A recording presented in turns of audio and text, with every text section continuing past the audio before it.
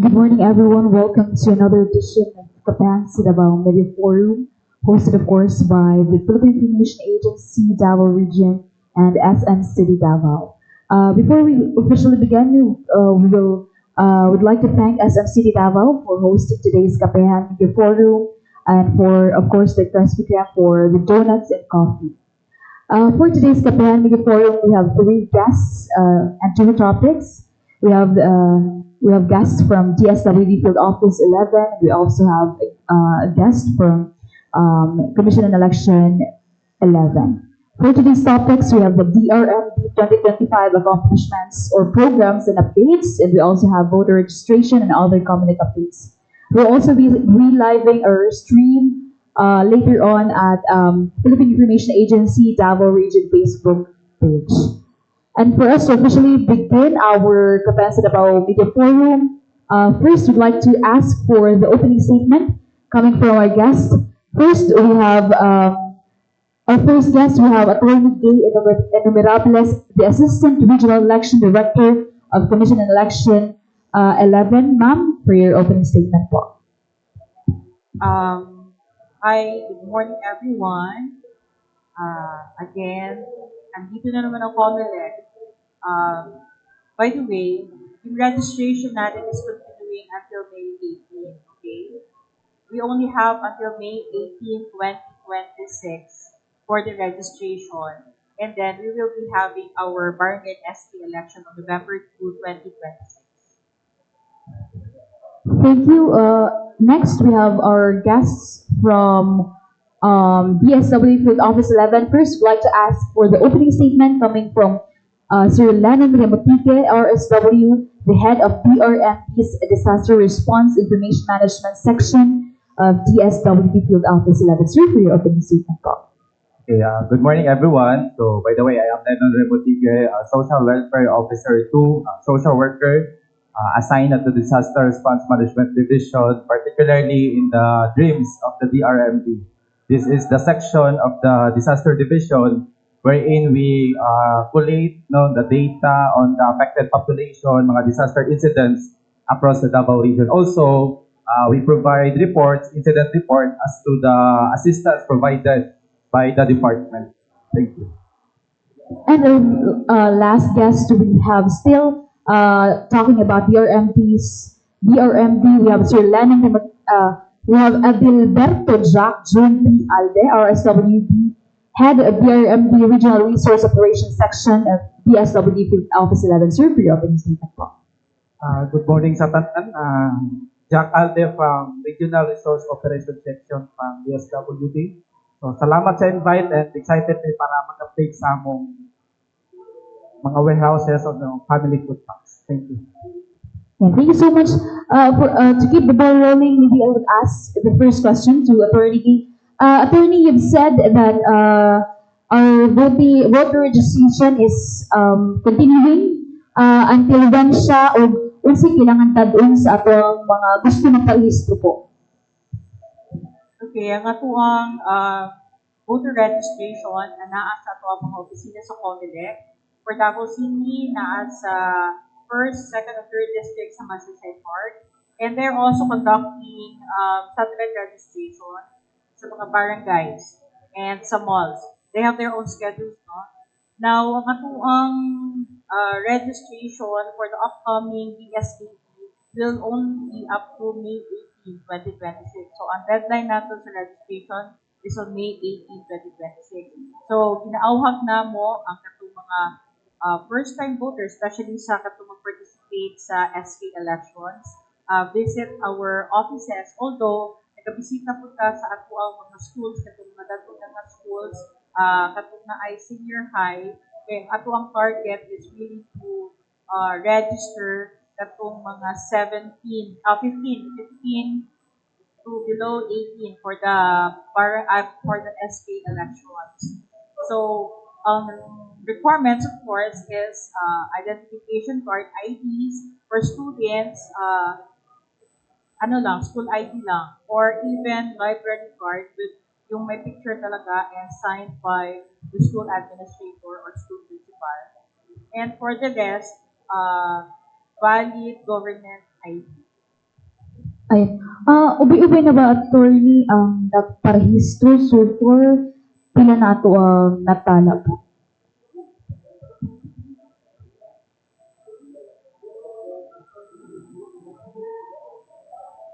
Since October, medyo ubay-ubay na gyud ang ato ang narehistro.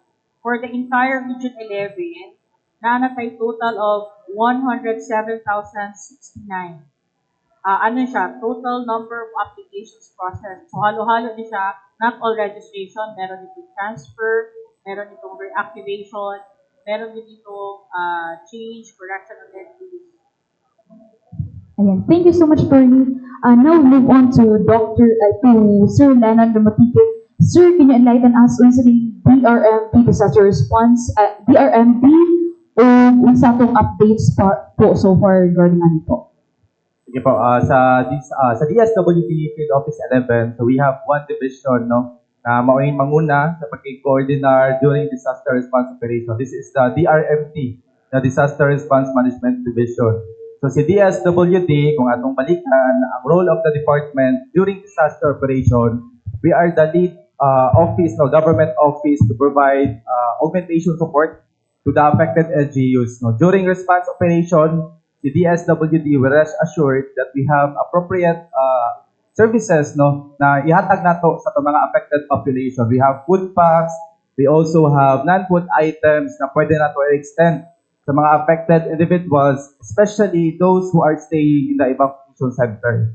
So we're in fact, in 2025, no, naka-report we have recorded a total of 307,291 FFPs, no, provided across the Davao region. This is for the families or individuals who are affected by a disaster, mapa human-induced disaster man or mapa natural disaster. And aside from the provision of FFPs and non-food items, the DSWD also the lead office to manage the evacuation center, no? Natay mga camp coordination and camp management, no? Especially in securing the safety sa mga kabataan-una, no? Mga bata, mga women, no? The management of child-friendly space and women-friendly. So we provide medical assistance through the city or the Municipal Social Welfare Development Office kung unsa ang mga lakang para mahatag ang appropriate services towards these children and women.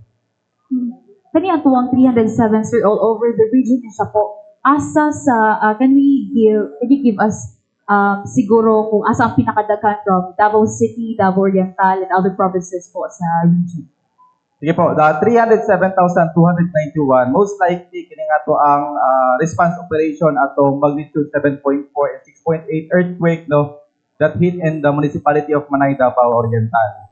During that time, no, ubay-ubay ang ato mga food packs nga nahatag, especially na dako-dako po ang reported na affected families ni ana, no, atong magnitude 7.4 and 6.8 earthquake. The rest of the incidents na atay mga fire incident, mga flooding incidents, minor incidents compared to the earthquake incident, no. Where in fact in this month of February nakahatag tag augmentation support in the two fire incidents in Davao City, no. One is from the Punta Dumalag Res, Barangay Matina Aplaya, and katong isa ka fire incident in Barangay Bukana. So we have provided FFPs, no, nagipangunahan sa mga regional director, Director Ruelo D. Aradana. So kinupanan po sa guidance sa mga division chief, Ma'am Dalia Espadillo.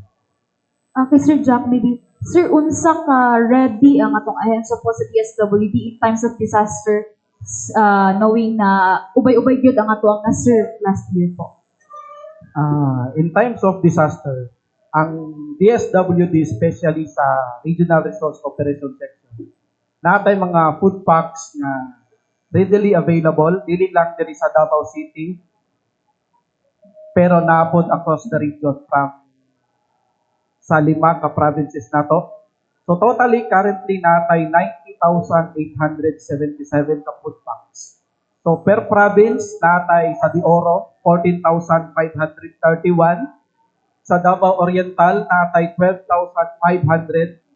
Sa Davao del Sur, natay 3,572. Sa Davao del Norte, natay 2,286.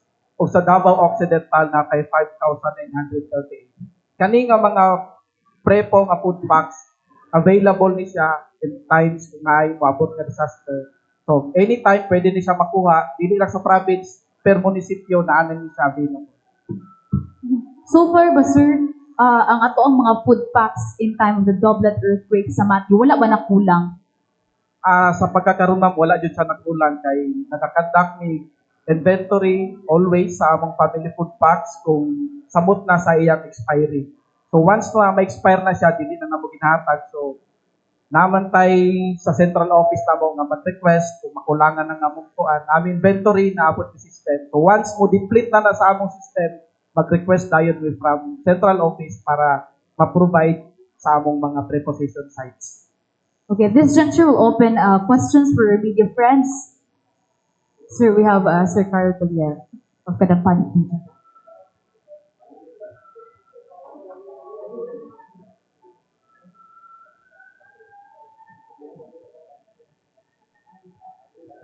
Dito doon na ako akong baba sa mic.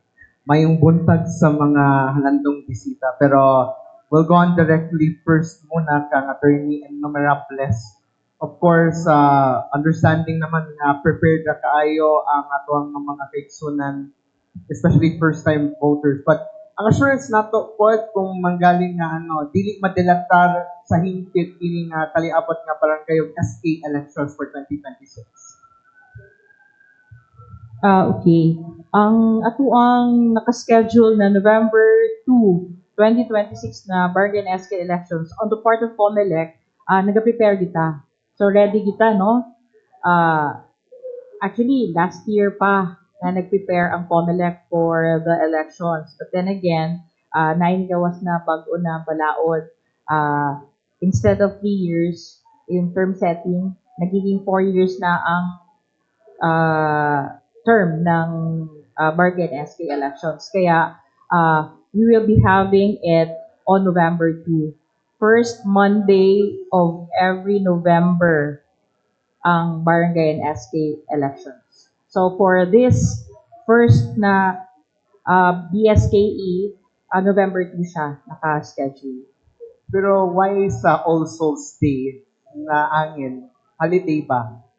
Kasi ang balaod man, ang nakabutang sa balaod is first Monday of November.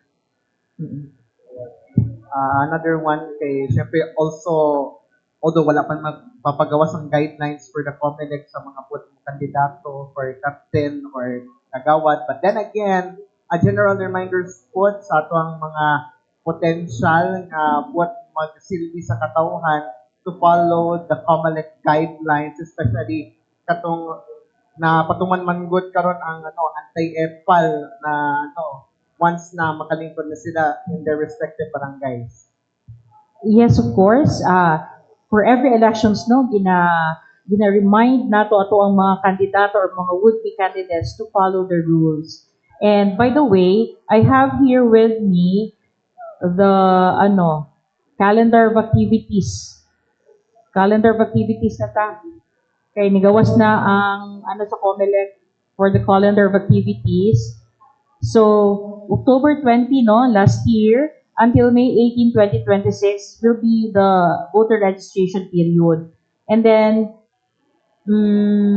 September 28 to October 5 will be the filing of certificates of candidacy. So, medyo pipila lang siya kaadlaw. September 28 to October 5, parang 7 days lang ba? 8 days, oo. And then, ang start sa election period will be October 3 to November 9, 2026. Campaign period, October 22 to 31. And of course, November 1 is the eve of Election Day. November 2, Election Day. And December 2 will be the last day to file the SOSE or Statement of Contributions and Expenditures.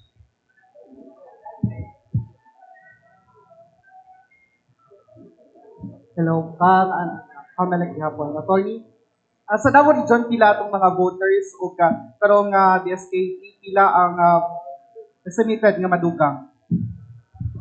Okay. Kasi continuing pa man, we do not have yet yung final number of registered voters. But again, so far, niabot na ta ang bagong registration since October until last week, Feb 14. Oo. Naanatay natala nga 107. But then, these 107,000, ano na siya, halo-halo. Meron ditong new registrants, and then we also have transfer, reactivation, correction of entries, and other, Pero sa Davao Region ba, Tony, naman estimated nila ang voters nakalabay? Yeah, but I do not have the data with me. Pero karon 107 attorney, Ang nabatay, kinaay kung pila. No, yung target, yung Oo. target talaga wala. Sa Davao Region attorney, pila ka barangay? Ano na ta? For Davao Region, kasi, I forgot na. As a number of barangays, Okay. Attorney, pinati clarify unsa ang mga requirements sa pag-appeal sa DSTV. pagmudagan siya under the BSP. Ano mga voters requirements? Sa registration. Yes. Okay. Of course, the registration is they only need to file their form with us. Of course, properly filled out form with IDs. IDs kay kasagad estudyante kung sa BSKE, no? IDs for first-time voters. Or if they have government IDs also, it's if they can provide also government IDs, pwede din. But so far, if you are a student, wala ka pa government ID, student ID will do, or even library card. Thank you kayo, attorney. Sa DSWD, sa pwede may mga data kung pila na itong natabangan sa ito ang program and unsa ito mga services. Yeah, as to the data on the provision of assistance, no, as I have mentioned ganiha, for the year 2025, we have provided 307,291 FFPs. So that is amounting to 215,103,700 pesos. No, muna nga to ang provision for the family food banks. But aside from the FFPs, we have the non-food items, no, na gipangunahan po ni DSWD. So we have hygiene kit, we have sleeping kits, family clothing kits, kitchen kits wherein kini pwede gamiton sa mga displaced families, no, nga naa sa mga evacuation centers. So for the non-food items, we have a total of 10,059 items, no, that includes the FF, the family kit, the sleeping kits, kitchen kits, and that is amounting to 18 million. Sa karon pila atong pondo? Okay, for as of this moment, so we have a preposition do na mga FFPs sa mga warehouses.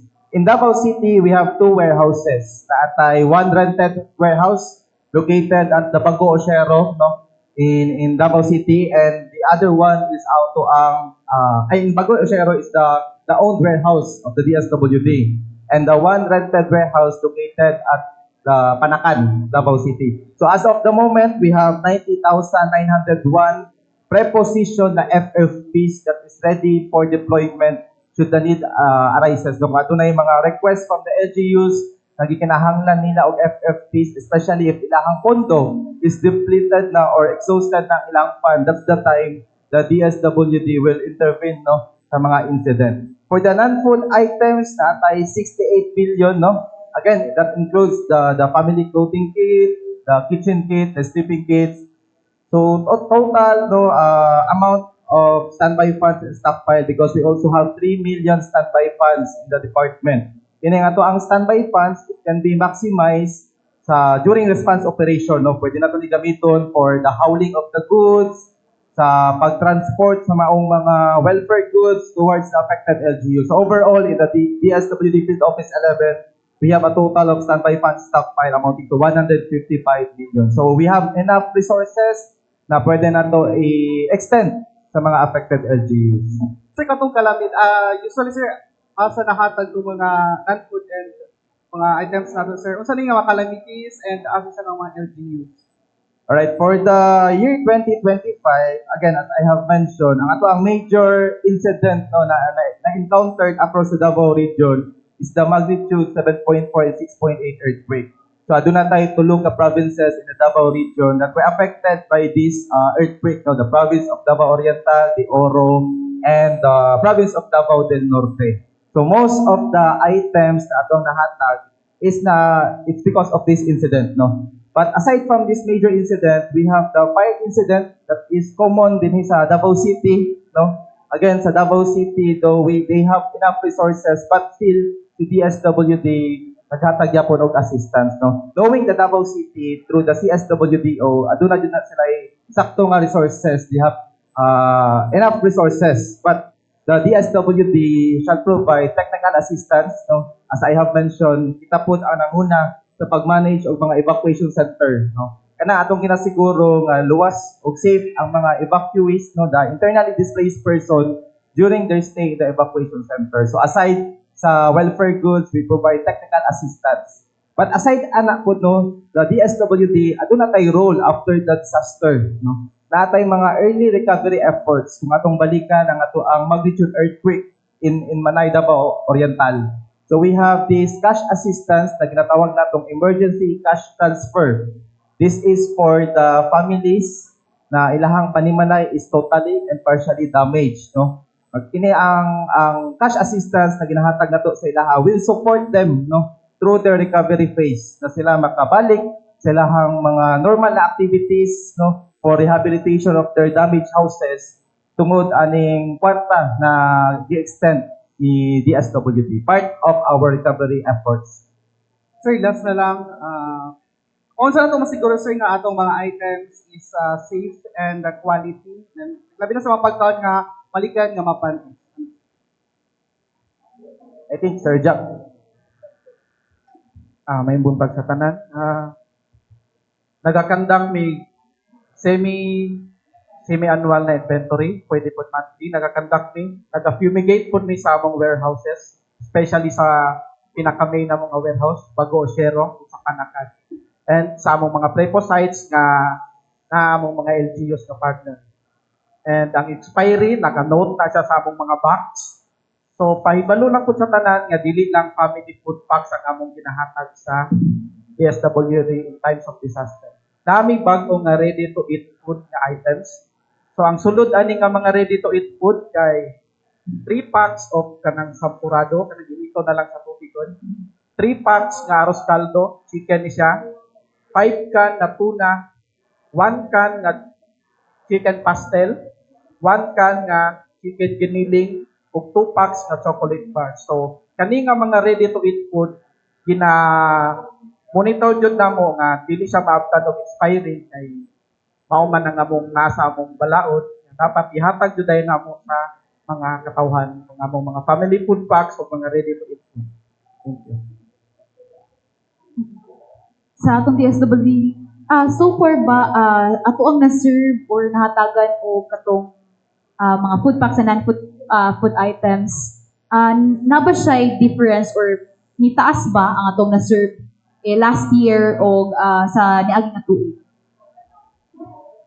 Sige, kung atong balikan ang atong mga incidents, no, in 2024 and 2025. In 2024, we have a major incident, the effects of shear line and LPA. Kung atong mabalikan, katong grabing pagbaha sa Davao del Norte, Davao de Oro and Oriental, no, attributed by the effects of this weather system. In 2025, we have this magnitude 7.4 and 6.8.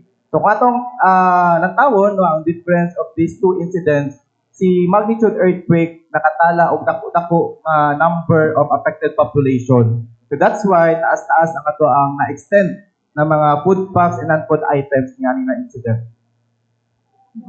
Kay attorney, thank you kay attorney. Attorney, same lang ba o kana requirements newly registered o mga reactivation o kanang nagpa-transfer?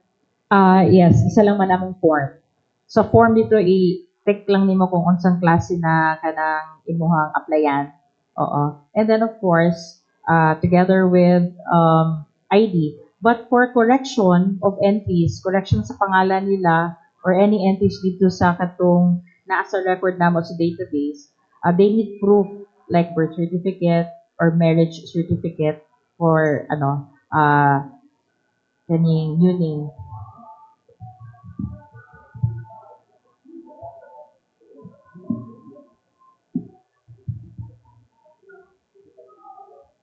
Ang attorney kay ma'am, ipaklaro na namo ang barangay election karon po. Manual ma'am or automated yan? Manual, barangay manual. Ang registration nato ma'am open sa masinali dito. Yes, oo. Ang registration nato Mondays through Saturdays including holidays from 8 a.m. until 5 p.m. Including holidays po. Holidays. Holidays, yes. Okay. Salamat. Sa DSWD sir, nabay pagmahal ang atong per food packs karon sir. Once dahil pagsaka sa mga presyo sa mga pamaliton lang like canned goods, ugat, noodles, unsa may sir mas kuan ba ang per budget na to sa per food pack?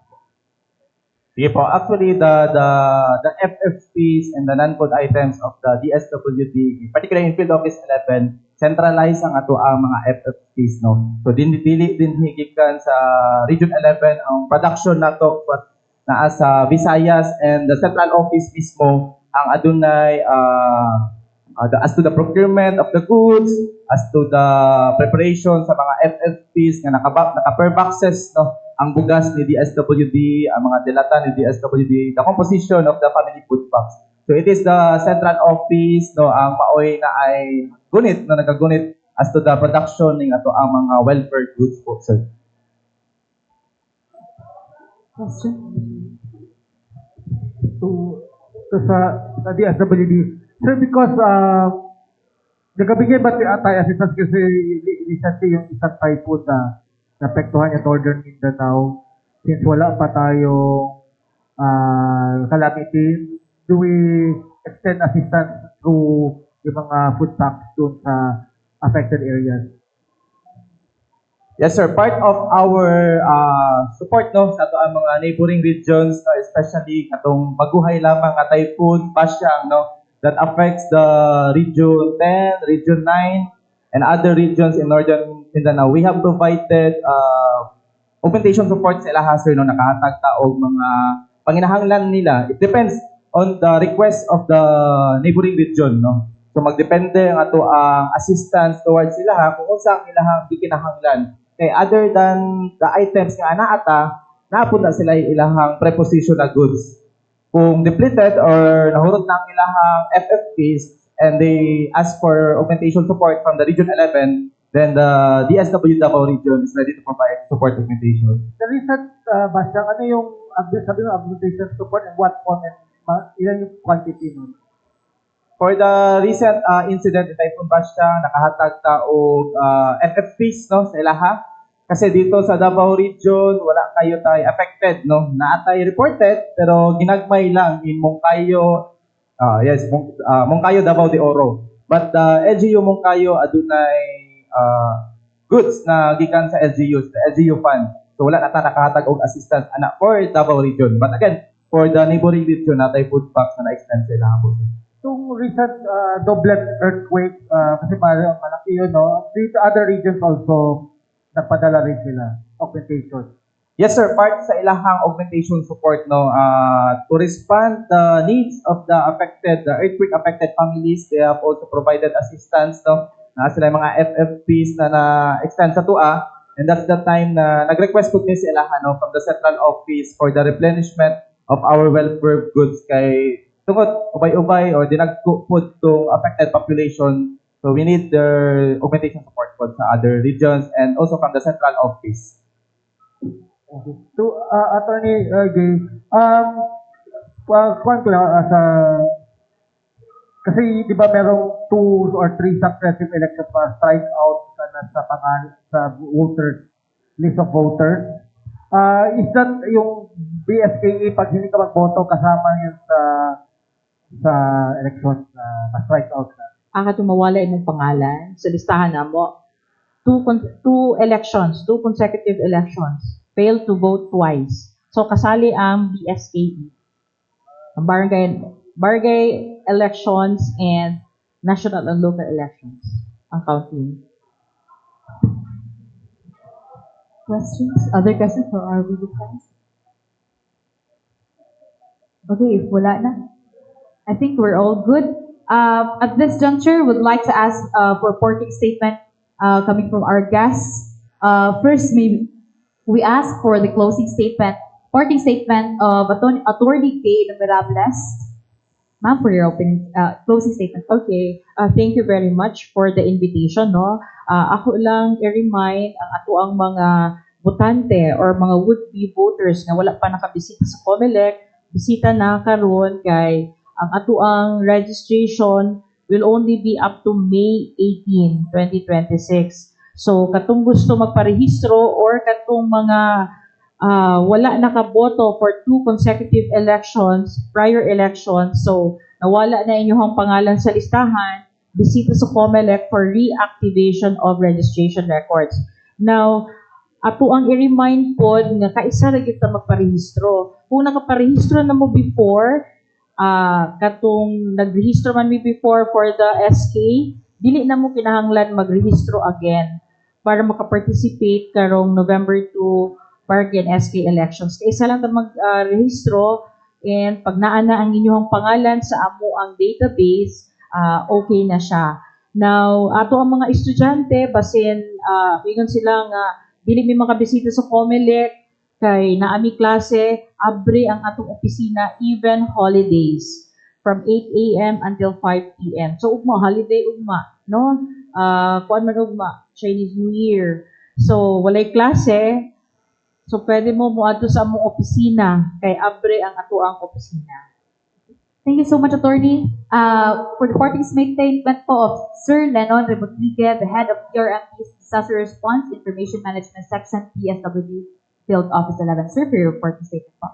Diba? So before my closing statement, I would like to clarify lang muna balik ka na nakatong question ni Sir Ganya. For our response for the Typhoon Bashang with our neighboring regions, hygiene kit po pala yung nahatag ni DSWD Region 11, not the FFPs. Kaya doon na isaktong food packs ang Region 10 for the family food packs. Okay, for the closing statement, una sa tanan, in behalf of our Regional Director, Director Ruelo D. Aradanas, and our Division Chief, Ma'am Dalia Espadillo, would like to extend among pasalamat sa ating mga media partners for having us here, for inviting us to give inputs, to share updates, kabahin sa mga disaster response management operation. Okay, in times of disaster, we rest assured that the DSWD Field Office 11 is ready to provide resource augmentation sa ating mga local government unit, in close coordination, of course, sa ating mga local social welfare and development, kung unsa ang mga panginahanglan sa mga affected population, DSWD can provide food packs, non-food items, and technical assistance, as to the management of the evacuation centers o ensuring na safe o luwas ang ato ang mga internally displaced person. That's all, and yung buntag. Salamat. Okay, that's all for Kabahan sa Davao Media Forum for today. God bless us. Thank you.